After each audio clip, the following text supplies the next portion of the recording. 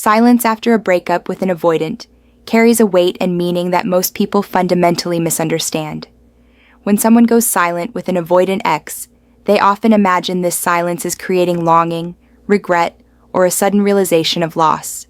They picture the avoidant sitting in the quiet, finally processing their feelings and recognizing what they threw away. But the avoidant's psychology interprets silence through a completely different lens, shaped by their core wounds, their defensive mechanisms, and their deeply ingrained beliefs about relationships and their own worthiness. The silence that was meant to create space for missing someone instead becomes a canvas onto which the avoidant projects their fears, their rationalizations, and their self-protective narratives. Understanding what an avoidant truly believes during this silence reveals why it so rarely produces the hoped-for outcome, and why their internal narrative often moves them further from reconnection rather than closer to it. They believe you finally accepted that they were right all along. When silence descends after a relationship with an avoidant ends, their first interpretation is rarely that they're being missed, or that space is being created for reflection. Instead, the avoidant psychology immediately frames the silence as validation of their perspective. They believe the silence means their ex has finally accepted what the avoidant has been communicating all along. That the relationship wasn't right, that they weren't compatible, that breaking up was the correct decision. This interpretation serves a crucial psychological function for the avoidant. It allows them to avoid the discomfort of cognitive dissonance between their actions and their deeper feelings. If their ex has accepted the breakup and moved on, then the avoidant doesn't have to wrestle with whether they made a mistake. The silence becomes evidence that both parties agree the relationship needed to end, which relieves the avoidant of responsibility for any pain caused and validates their choice to leave. The avoidant's nervous system relaxes into this interpretation because it confirms their worldview. They've long believed that relationships are ultimately unsustainable for them, that people eventually tire of their emotional limitations, and that independence is safer than intimacy. The silence seems to prove all of these beliefs true. Their ex has apparently recognized that pursuing an emotionally unavailable person is futile, and has wisely chosen to invest their energy elsewhere. This belief also protects the avoidant from their abandonment wounds. If their ex has voluntarily accepted the end of the relationship, then the avoidant hasn't been abandoned. They've been agreed with the narrative shifts from, "someone gave up on me," to, "we both recognized this wasn't working." This reframe is psychologically essential for the avoidant, who cannot tolerate the idea that someone saw them fully and chose to leave because they weren't enough. The avoidant interprets the silence as emotional maturity on their ex's part, which paradoxically makes them feel both relieved and slightly disappointed. They're relieved because it means they won't have to navigate uncomfortable conversations or manage their ex's emotional pain. But there's a subtle disappointment because the silence also means they're not as important or irreplaceable as some hidden part of them hoped to be. This disappointment, however, is quickly buried under the more comfortable feeling of validation. Moreover, the avoidant uses this belief to reinforce their self-concept as someone who makes rational, clear-eyed decisions about relationships. They tell themselves that the silence proves they were right to end things, that they read the situation accurately, and that their ex's acceptance vindicates their choice. This self-congratulation helps them avoid the more painful examination of whether their fear and avoidance destroyed something valuable that could have been nurtured into health. The silence also allows the avoidant to close the emotional chapter without processing the loss. If their ex has accepted reality and moved on, then the avoidant can do the same without guilt or second-guessing. They can file this relationship away as not meant to be, rather than confronting the more uncomfortable truth that their own attachment wounds made the relationship unsustainable regardless of its actual potential. They believe you're better off without them and feel secretly relieved. The avoidant carries a deep, often unconscious belief that they're fundamentally damaged, and that anyone who gets close to them will eventually be hurt by their emotional limitations. When silence falls after the relationship ends, the avoidant interprets this as confirmation that their ex has recognized this truth and wisely chosen to protect themselves by cutting contact. This belief triggers a complex mix of emotions, but the dominant one is often relief rather than sadness.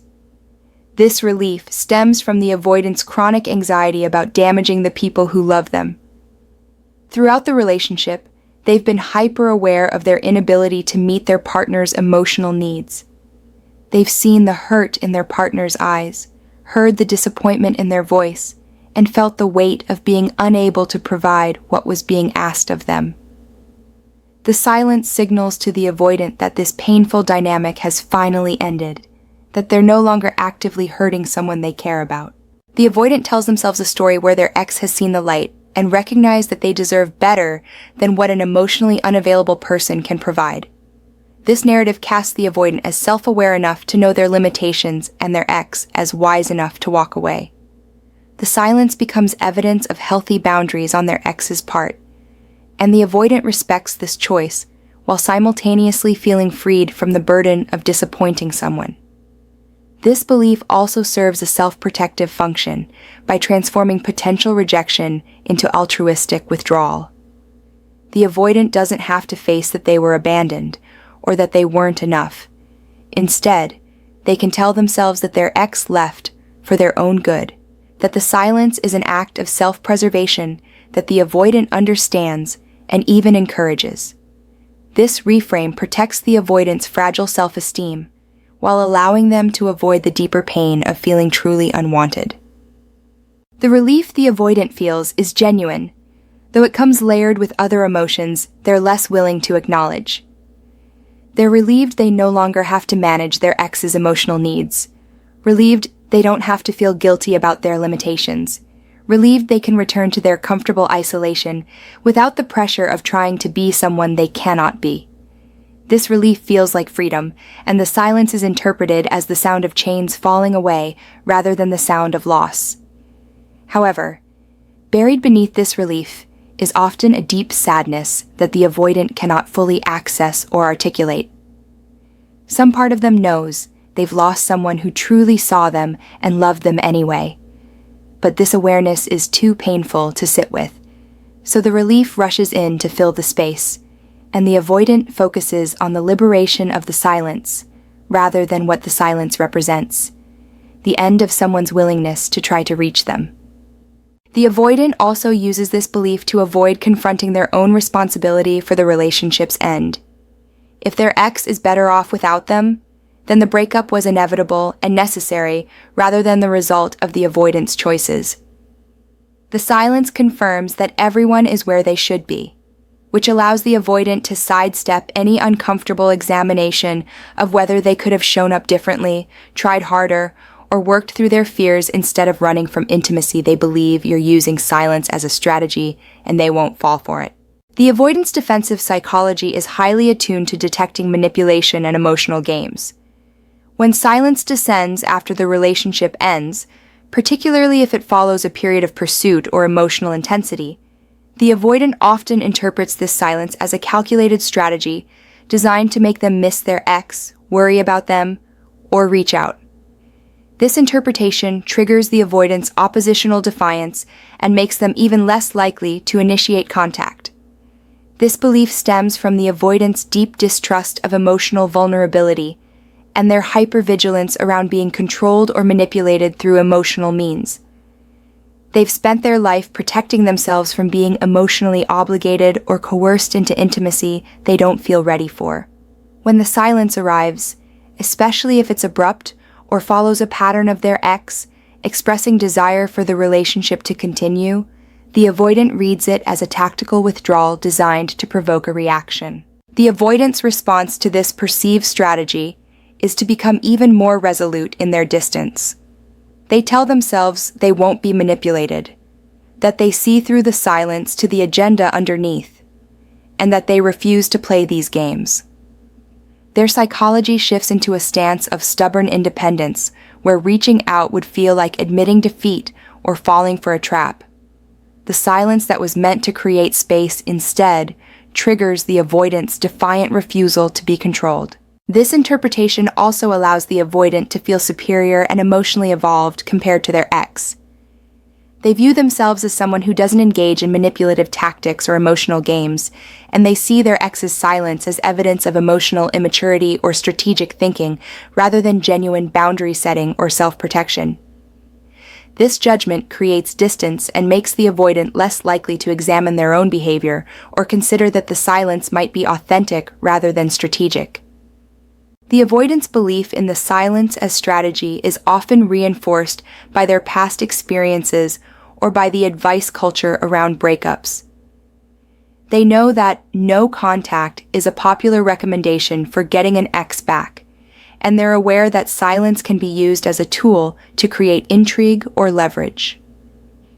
This awareness makes them skeptical of any silence that arrives after they've ended a relationship, and they guard themselves against falling for what they perceive as emotional manipulation.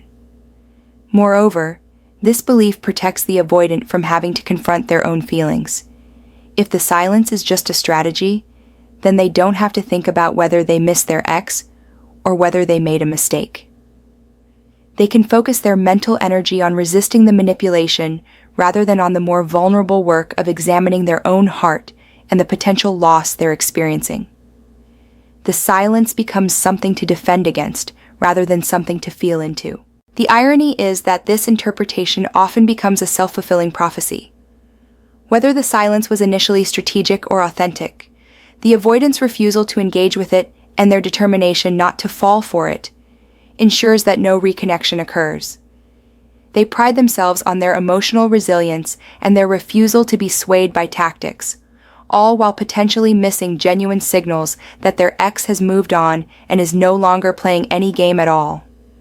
They believe you found someone better and they're happy for you. When silence stretches on with an avoidant ex, a common narrative that emerges in their psychology is that their former partner has moved on to someone new, someone better suited to meet their emotional needs, someone more capable of the intimacy the avoidant couldn't provide. Rather than triggering jealousy or possessiveness, this belief often generates a response the avoidant experiences as magnanimity or mature acceptance, though it masks deeper, more complicated emotions. The avoidant tells themselves they're genuinely happy that their ex has found someone who can give them what they need. This narrative allows the avoidant to position themselves as selfless and emotionally evolved, someone who wants their ex to be happy even if it's not with them. The silence is interpreted as evidence that their ex is busy building a new life with someone else, and the avoidant convinces themselves that this is the best possible outcome for everyone involved. This belief serves multiple psychological functions for the avoidant. First, it absolves them of guilt about the relationship's end. If their ex has moved on and found happiness elsewhere, then the avoidant's emotional unavailability didn't cause lasting damage. Their ex wasn't wounded beyond repair. They simply found a better match. This removes the burden of responsibility the avoidant might otherwise feel for causing pain or failing to meet their partner's needs. Second, this belief protects the avoidant from having to examine their own feelings of loss or regret. If their ex is happily involved with someone else, then there's no point in the avoidant questioning their decision to leave or wondering about what might have been. The door is closed, the chapter is finished, and dwelling on it would be pointless. The avoidant can move forward without the uncomfortable work of sitting with ambivalence or grief. The narrative of their ex being with someone better also reinforces the avoidant's core belief about their own inadequacy in relationships. They've long believed they're not capable of meeting someone's emotional needs, that they're fundamentally limited in their capacity for intimacy, and that they inevitably disappoint people who get close to them. The imagined new partner becomes proof of this belief. Of course, their ex found someone better, because the avoidant was never enough to begin with. However, beneath this surface-level happiness for their ex often lies a more complex emotional reality. There may be jealousy the avoidant cannot acknowledge, sadness they refuse to feel, or regret they won't allow themselves to process. These emotions are threatening to the avoidant's sense of self and their defensive structure, so they're buried under the more palatable feeling of altruistic happiness for their ex's imagined new relationship. The avoidant also uses this belief to maintain their own emotional equilibrium and justify their choice to stay distant. If their ex has moved on to someone else, then the avoidant reaching out would be inappropriate or unwelcome. The silence is respected as a boundary around their ex's new life, and the avoidant can feel good about honoring that boundary rather than confronting that they might actually be avoiding vulnerability and the risk of rejection. If they were to reach out, they believe the silence means they were right about relationships being temporary. For the avoidant, relationships have always felt fundamentally impermanent. Their attachment wounds have taught them that people leave, that love fades, and that the safest approach to connection is to expect its eventual end. When silence falls after a breakup, the avoidant interprets this as ultimate confirmation of their worldview. Relationships are temporary, and this one has simply run its natural course into the silence of separation. This belief allows the avoidant to avoid the grief of loss by reframing the ending as inevitable rather than tragic. They tell themselves that all relationships end eventually, that this one lasted as long as it was meant to, and that the silence is simply the final stage of a predictable cycle. There's no point in mourning what was always going to conclude. The silence is just reality asserting itself after a period of temporary connection. The avoidance psychology finds comfort in this deterministic view because it removes personal responsibility and emotional weight from the ending. They don't have to examine whether their behavior contributed to the breakup or whether different choices might have led to a different outcome. The relationship ended because relationships end. It's the nature of things, not the result of their emotional unavailability or their fear of intimacy. The silence is impersonal and inevitable, rather than meaningful and painful. This interpretation also protects the avoidant from hoping for reconciliation or staying emotionally open to the possibility of renewed connection. If relationships are inherently temporary, and this one has reached its natural end, then maintaining hope would be foolish, and remaining emotionally available would be pointless. The avoidant can close themselves off completely, secure in the belief that they're simply accepting reality rather than defending against vulnerability. The silence reinforces every cynical belief the avoidant has developed about love and connection. It proves that emotional investment is risky and ultimately futile, that opening one's heart leads to inevitable loss, and that the safest position is emotional self-sufficiency. Each day of continued silence adds weight to these beliefs, making the avoidant more entrenched in their defensive patterns and less likely to risk vulnerability in future relationships. Moreover, this belief about the temporary nature of relationships allows the avoidant to avoid sitting with the specific loss of this specific person. They generalize the ending into a universal truth about all connections, which dilutes the particular pain of losing someone who knew them, accepted them, and loved them. Despite their limitations, the silence becomes philosophical rather than personal, a confirmation of beliefs rather than an absence of a unique human being who mattered. The avoidant also uses this belief to maintain their identity as a realist or a person who sees things clearly without the distortion of romantic illusions. They pride themselves on accepting that relationships end, on not clinging to what's over, on facing reality without the cushion of false hope. The silence is interpreted as the truth revealing itself, and the avoidant positions themselves as wise enough to accept that truth without resistance or sentimentality. However, this philosophical stance often masks a deeper fear, that if the avoidant allows themselves to believe relationships can be permanent, they'll have to confront that they destroyed the possibility of permanence through their own choices.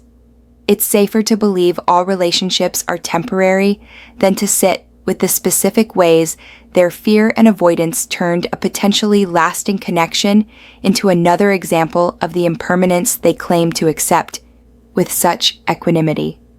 They believe you're finally living the life you should have been living all along. When silence becomes the new normal, after a relationship with an avoidant ends, they often construct a narrative where their ex is finally free to live authentically, without the burden of an emotionally unavailable partner. The avoidant imagines their former partner thriving, pursuing dreams, connecting with friends, and generally inhabiting a fuller version of themselves than was possible while in relationship with someone so limited in emotional capacity. This belief serves as both self-flagellation and self-justification. The avoidant tells themselves that their ex was held back by the relationship, that their emotional needs weren't being met, and that their life was somehow smaller or more constrained because of the avoidant's limitations. The silence is interpreted as their ex finally spreading wings that were clipped by the relationship's dynamics. This narrative allows the avoidant to feel both guilty about their inadequacy and relieved that their ex has escaped to better circumstances. This belief reflects the avoidant's deep-seated conviction that they diminish rather than enhance the lives of people who love them. They see themselves as a weight their ex was carrying, and the silence signals that the weight has been set down. The avoidant imagines their ex walking lighter, breathing easier, and experiencing joy that was impossible, while trying to coax emotional availability from someone fundamentally unable to provide it. The psychological function of this belief is complex. On one level, it's genuinely altruistic. The avoidant wants their ex to be happy and believes that happiness is more accessible without them. On another level, it's deeply self-protective, allowing the avoidant to avoid confronting that they might have contributed something valuable to their ex's life, or that the relationship held meaning and beauty despite its difficulties. This narrative also prevents the avoidant from reaching out or attempting reconnection.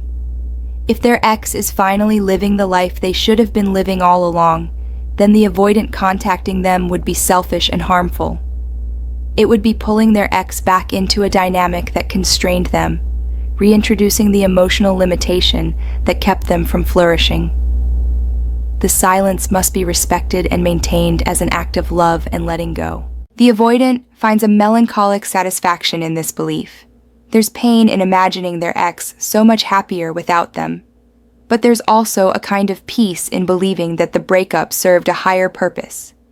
The relationship needed to end so their ex could become who they were meant to be. The silence is not emptiness, but the sound of their ex's authentic life finally beginning in earnest, unencumbered by the avoidant's emotional constraints and limitations.